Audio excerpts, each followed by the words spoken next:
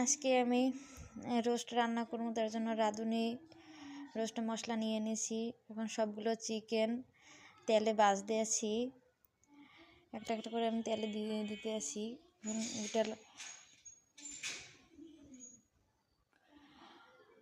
লাল করে ভাজিয়ে নেওয়ার পর আমি উঠাই নিচ্ছি। এখন সব পেঁয়াজ, আদা, রসুন সবগুলো দিয়ে দিছি, মশলা, তারপর টমেটো সস দিয়ে দিলাম, তারপর একটু দুধ দিয়ে দিছি, লিকুইড দুধ।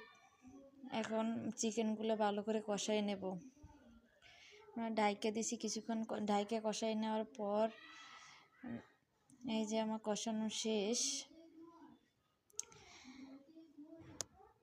এখন আমি পানি দিয়ে দেব।